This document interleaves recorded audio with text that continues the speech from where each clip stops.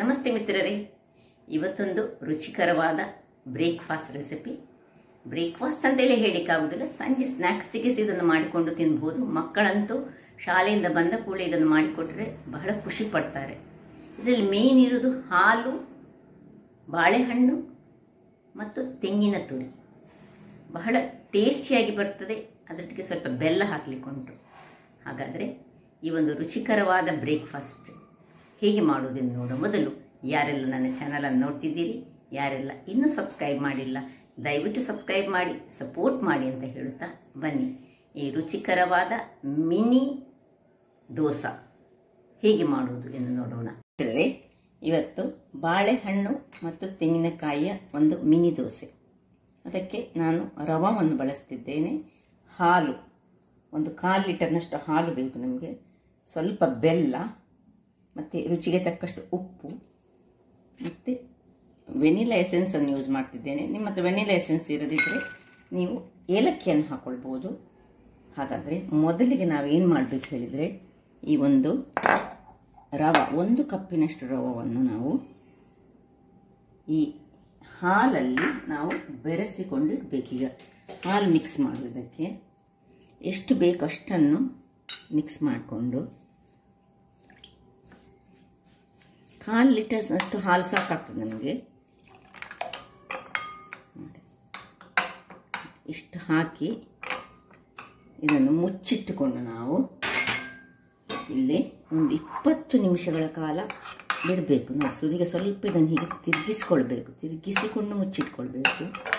ಅದು ಸರಿ ಒಳ್ಳೆ ನೆನಿಬೇಕು. ಇನ್ನು ಸ್ವಲ್ಪ ಹಾಕ್ಕೊಳ್ಳೋಣ ಹಾಲು, ಅದು ಇಳಿದುಕೊಳ್ತದೆ ಹಾಲು. ಸೊ ಮಿನಿಮಮ್ 20 ನಿಮಿಷ ನೀವು ಇಟ್ಕೊಳ್ಬೇಕು ಇದನ್ನು. ಇಲ್ಲಿ ಈಗ ನಾನು ಮುಚ್ಚಿ ಒಂದು 20 ನಿಮಿಷಗಳ ಬಳಿಕ ನಮ್ಮ ಕೆಲಸ. ವೀಕ್ಷಕರೇ, ಇಲ್ಲಿ ನೋಡಿ, ರವೆ ಬಹಳ ಚೆನ್ನಾಗಿ ನೆಂದಿದೆ. ಹೇಗೆ ನೆಂದಿದೆ ನೋಡಿ, ಅಂತೆ ಗಟ್ಟಿಯಾಗಿದೆ. ಈಗ ಇದನ್ನು ಇಲ್ಲಿ ಪಕ್ಕಕ್ಕಿಟ್ಟುಕೊಂಡು ಇಲ್ಲಿ ನಮ್ಮದು ಒಂದು ಬಾಳೆಹಣ್ಣನ್ನು ಇದರ ಸಿಪ್ಪೆ ಕಿತ್ಕೊಳ್ಳೋಣ. ಒಳ್ಳೆ ಹಣ್ಣಾಗಿದ್ದರೆ ಅಲ್ಲಿಗೆ ಕಿವುಚಿಕೊಳ್ಬೋದು. ಸ್ವಲ್ಪ ನೋಡಿ, ಹೀಗೆ ಇದು ಒಳ್ಳೆ ಹಣ್ಣಾಗಿದೆ. ಇದನ್ನು ಈಗ ನಾನೊಂದು ಮಿಕ್ಸಿ ಜಾರಲ್ಲಿ ಹಾಕ್ಕೊಳ್ತೇನೆ. ಮಿಕ್ಸಿ ಜಾರಲ್ಲಿ ಹಾಕಿ ಸಣ್ಣ ಸಣ್ಣದಾಗಿ ಕಟ್ ಮಾಡಿಕೊಂಡು, ಅಥವಾ ಸ್ಪೂನಲ್ಲಿ ಇದನ್ನು ಮ್ಯಾಶ್ ಮಾಡ್ಕೊಳ್ಬೋದು. ಮತ್ತು ಈ ತೆಂಗಿನ ತುರಿ ಇದನ್ನು ಹಾಕೊಳ್ಳೋಣ. ಒಂದು 2-3 ಸ್ಪೂನ್ ಸಾಕಾಗ್ತದೆ. ತುಂಬ ತೆಂಗಿನ ತುರಿ ಸಹ ಬೇಡ, ಹಾಕಿದರೆ ಒಳ್ಳೆಯದಾಗ್ತದೆ. ಒಂದು ಅರ್ಧ ಬೌಲ್ನಷ್ಟು ಹಾಕಲೇಬೇಕು ನೋಡಿ. ಮತ್ತು ಇದು ಬೆಲ್ಲ ನಿಮಗೆ ಎಷ್ಟು ರುಚಿಗೆ ಬೇಕು ಅಷ್ಟನ್ನು ಹಾಕೊಳ್ಳೋಣ.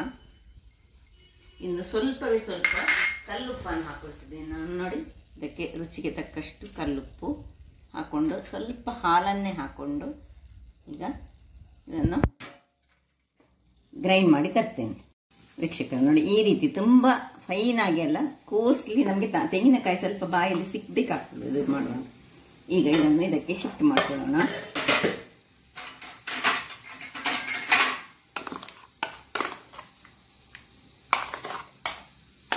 ತುಂಬ ನೀರು ಮಾಡ್ಕೊಳ್ಬಾರ್ದು, ಅದಕ್ಕೆ ಸ್ವಲ್ಪ ಹಾಲನ್ನು ಹಾಕೊಂಡದ್ದು ನಾನು. ಅದಕ್ಕೆ ಹಾಕ್ಕೊಂಡು ಇದನ್ನು ಚೆನ್ನಾಗಿ ತಿರುಗಿಸ್ಕೊಳ್ಳೋಣ. ಇಲ್ಲಿ ಒಂದು ಏಲಕ್ಕಿಯನ್ನು ಹಾಕೊಳ್ಬೋದು ನೀವು. ನಾನೇನು ಮಾಡ್ತಿದ್ದೇನೆ ಹೇಳಿದರೆ, ಚೆನ್ನಾಗಿ ತಿರುಗಿಸ್ಕೊಳ್ಬೇಕು.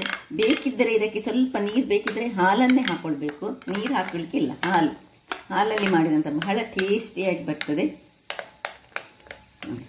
ಅದಕ್ಕೆ ಇನ್ನು ಸ್ವಲ್ಪ ಇರುವ ಹಾಲನ್ನು ಸೇರಿಸಿ ನೋಡಿ ಇದಕ್ಕೆ ಹಾಕ್ಕೊಂಡು ನಾನು ಸ್ವಲ್ಪ ಅಂಟಂಶ ಎಲ್ಲ ಬೆಲ್ಲ ಎಲ್ಲ ಹಾಕಿದ್ದೇವೆಲ್ಲ. ಅಥವಾ ನೀವು ಗ್ರೈಂಡ್ ಮಾಡದೆ ಸಹ ಹೀಗೆ ಸಹ ಹಾಕ್ಕೊಳ್ಬೋದು. ಇದನ್ನು ಈ ಬಾಳೆಹಣ್ಣನ್ನು ಮ್ಯಾಶ್ ಮಾಡಿಕೊಳ್ಬೇಕಷ್ಟೇ. ತೆಂಗಿನ ತುರಿ ಎಲ್ಲ ಹಾಗೆ ಹೀಗೆ ಇದ್ದರೆ ಸಹ ತಿನ್ನಲಿಕ್ಕೆ ಚೆನ್ನಾಗಿ ಬರ್ತದೆ. ಅದು ಚೆನ್ನಾಗಿ ಇದನ್ನು ಹೀಗೆ ಕಲಸಿಕೊಂಡು, ಈಗ ಇದಕ್ಕೆ ನಾನು ಒಂದು ಸಣ್ಣ ಸ್ಪೂನಲ್ಲಿ ಸ್ವಲ್ಪ ಅರ್ಧ ಸ್ಪೂನ್ನಷ್ಟು ವೆನಿಲಾ ಎಸೆನ್ಸನ್ನು ಹಾಕ್ಕೊಳ್ತಿದ್ದೇನೆ. ನೀವು ಬೇಕಿದ್ದರೆ ವೆನಿಲಾ ಎಸೆನ್ಸ್ ಇರದಿದ್ದರೆ ನೀವು ಈ ಏಲಕ್ಕಿಯನ್ನು ಹಾಕ್ಕೊಂಡ್ರೆ ಸಾಕ್ತದೆ. ಏಲಕ್ಕಿ ಸಹ ಇದಕ್ಕೆ ಹಾಕ್ಕೊಳ್ಬೋದು, ವೆನಿಲಾ ಎಸೆನ್ಸ್ ಸಹ ಹಾಕ್ಬೋದು. ಸ್ವಲ್ಪ ಹಾಕ್ಕೊಳ್ಬೇಕು, ತುಂಬ ಹಾಕ್ಲಿಕ್ಕೆ ಹೋಗಬೇಡಿ. ವೆನಿಲಾ ಎಸೆನ್ಸ್ಗೆ ಏನು ಹೆಚ್ಚಿನ ಕ್ರಯ ಇಲ್ಲ. ಆದರೆ ಸಹ ಬೇಡ ಅಂತ ಇದ್ರೆ, ಎಸೆನ್ಸ್ ಎಲ್ಲ ಬೇಡ ಅಂತ ಇದ್ರೆ ಏಲಕ್ಕಿ ಹಾಕಿದರೆ ಸಹ ಬಹಳ ಪರಿಮಳಯುಕ್ತವಾದ ಒಂದು ದೋಸೆ, ಈಗ ಮಿನಿ ದೋಸೆ ರೆಡಿ ಆಗ್ತದೆ ನೋಡಿ. ಆಯಿತು ವೀಕ್ಷಕರೇ, ಇದು ಮಾತ್ರ ಒಳ್ಳೆ ಬೀಟ್ ಆಗಬೇಕು. ಬೀಟ್ ಮಾಡಿಕೊಂಡು ನಾವು ಇನ್ನೀಗ ಕೂಡಲೇ ಹಾಕೊಳ್ಳೋದು.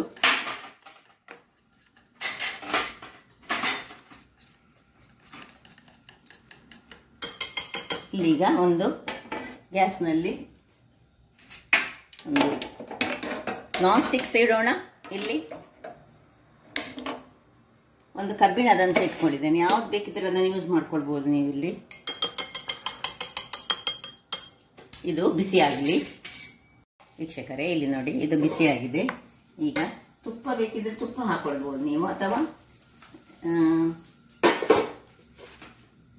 ಎಣ್ಣೆ ಬೇಕಿದ್ರೆ ಎಣ್ಣೆ ಹಾಕೊಳ್ಬೋದು. ನಾನು ನೋಡಿ ಸ್ವಲ್ಪ ತುಪ್ಪವನ್ನು ಹಾಕೊಳ್ತಿದ್ದೇನೆ.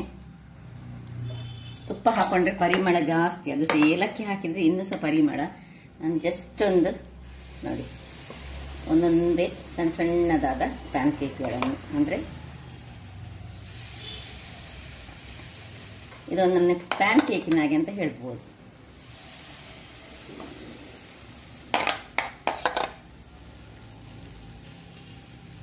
ಸಣ್ಣ ಸಹ ಮಾಡ್ಬೋದು, ದೊಡ್ಡ ಸಹ ಮಾಡ್ಬೋದು. ನೋಡಿ ಇಲ್ಲಿ ನೋಡಿ, ಇದರಲ್ಲಿ ಸಹ ಹಾಗೆ. ಇದನ್ನೀಗ ಮೊದಲಿಗೆ ಮುಚ್ಚಿಕೊಳ್ಳೋಣ, ಮುಚ್ಚಿಕೊಂಡು ಬೇಯಿಸ್ಕೊಳ್ಳೋಣ. ಇಲ್ಲೀಗ ನೋಡಿ, ಕಬ್ಬಿಣದಲ್ಲಿ ಇಟ್ಟುಕೊಂಡಿದ್ದೇನೆ ನಾನು. ಸಣ್ಣದು ಇದರಲ್ಲಿ ಹಾಕಿ ತೋರಿಸ್ತೇನೆ ನಿಮಗೆ.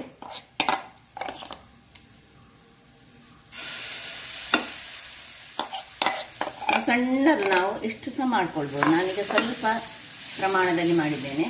ಇದು ಸಂಜೆ ಸ್ನ್ಯಾಕಿಗೆ ಸಹ ಆಗ್ತದೆ, ಅಥವಾ ಬೆಳಗಿನ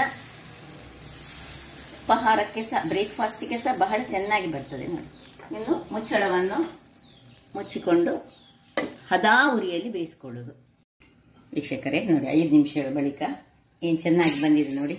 ಇದರ ಮೇಲೆ ಈಗ ಸ್ವಲ್ಪ ಚೂರು ತುಪ್ಪ ಹಾಕೊಳ್ಳೋಣ ನೋಡಿ. ಅದರಷ್ಟಕ್ಕೆ ಸ್ವಲ್ಪ ಈ ಬಾಳೆಹಣ್ಣು ಹಾಕೋದಲ್ಲ, ಹಾಗಾಗಿ ಕಲರ್ಸ್ ನೋಡಿ ಅಂತ ಏನು ಚೆನ್ನಾಗಿ ಬಂದಿದೆ, ಅಲ್ಲಿಗೆ ಉಬ್ಬಿ ಬಂದಿದೆ. ಈಗ ಇದನ್ನು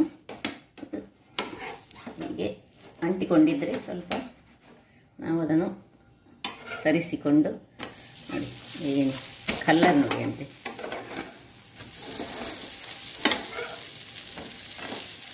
ಮಿನಿ ದೋಸೆಗಳು, ಬಾಳೆಹಣ್ಣು ಮತ್ತು ತೆಂಗಿನಕಾಯಿಯ ಮಿನಿ ದೋಸೆ ರೆಡಿಯಾಗಿದೆ ನೋಡಿ. ಇದೊಂದು ಸಣ್ಣದು ಲಾಸ್ಟ್ ಉಳಿದದನ್ನು ನಾನು ಹಾಕೊಂಡದ್ದು. ಇಲ್ಲಿ ನೋಡಿ, ಕಬ್ಬಿಣದ ಕಾವಲಿಯಲ್ಲಿ ಸಹ ಎಷ್ಟು ಚೆನ್ನಾಗಿ ಬರ್ತದೆ ಹೇಳಿದರೆ. ಸ್ವಲ್ಪ ತುಪ್ಪ ಮೇಲೆ ಹಾಕೊಳ್ಳೋಣ. ಪರಿಮಳ ಅಂತೂ ಸೂಪರ್ವಾಗಿರ್ತದೆ. ಇನ್ನು ಅಡಿಮೇಲೆ ಮಾಡಿ ಸಹ ನಾವು 1-2 ನಿಮಿಷಗಳ ಕಾಲ ಸಣ್ಣ ಉರಿಯಲ್ಲಿ ಬೇಯಿಸ್ಕೊಳ್ಬೇಕು ವೀಕ್ಷಕರೇ. ಇಲ್ಲಿ ನೋಡಿ, ಆಯ್ತು, ರೆಡಿ ಆಯಿತು. ಸ್ವೀಟಿಗೆ ಬೇಕಿದ್ರೆ ಸ್ವೀಟ್ ನೋಡಿ, ಅಡಿಮೇಲೆ ಹೇಗೆ ಅಂತ ನೋಡಿ, ಕಾಣ್ತದಲ್ಲ, ಚೆನ್ನಾಗಿ ತಿನ್ನಲಿಕ್ಕೆ ಅಷ್ಟೇ ರುಚಿಕರವಾಗಿ ಬರ್ತದೆ. ಇದಕ್ಕಿಂತ ಸಣ್ಣ ಮಕ್ಕಳಿಗೆ ಬೇಕಿದ್ರೆ ಸಣ್ಣದಾಗಿ ಹೀಗೆ ಮಾಡ್ಕೊಳ್ಬೋದು, ದೊಡ್ಡವರಿಗೆ ಬೇಕಿದ್ರೆ ಈ ರೀತಿ ದೊಡ್ಡದಾಗಿ ಮಾಡ್ಕೊಳ್ಬೋದು. ಸೊ ನೋಡಿ, ಈ ರೀತಿ ಸಹ ಯಾವ ರೀತಿಯಲ್ಲಿ ಬರ್ತದೆ ನೋಡಿ, ಕಲರ್ ನೋಡಿ ಅಂತ ಇದರದ್ದು. ತಿನ್ನಲಿಕ್ಕಂತ ಸೂಪರ್ಬ್ ಆಗಿರ್ತದೆ.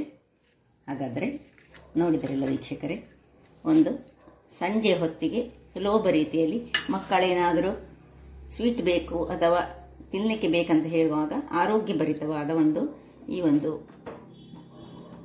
ಬಾಳೆಹಣ್ಣು ಮತ್ತು ತೆಂಗಿನಕಾಯಿಯನ್ನು ಫ್ಲೇವರ್, ತೆಂಗಿನಕಾಯಿ ಮತ್ತು ಬಾಳೆಹಣ್ಣು ಮತ್ತು ಅದರ ಬೆಲ್ಲ ಸೇರಿದರೆ ಅದೊಂದು ಬಹಳ ರುಚಿಕರ ಸಹ ಬರ್ತದೆ, ತಿನ್ನುವಾಗ ಪರಿಮಳವು ಸೂಪರ್ಬ್ ಆಗಿರ್ತದೆ. ಹಾಗಾದರೆ ನನ್ನ ಈ ಕುಕಿಂಗ್ ಚಾನಲ್ ನಿಮಗೆ ಇಷ್ಟ ಆದರೆ ಬೋಳೂರು ಸುವರ್ಣ ಚಾನಲನ್ನು ಲೈಕ್ ಮಾಡಿ, ಶೇರ್ ಮಾಡಿ, ಹಾಗೆ ಸಬ್ಸ್ಕ್ರೈಬ್ ಮಾಡಿ, ಹಾಗೂ ನನ್ನ ಇನ್ಸ್ಟಾಗ್ರಾಮ್ ಪೇಜನ್ನು ಫಾಲೋ ಮಾಡಿ. ಧನ್ಯವಾದ.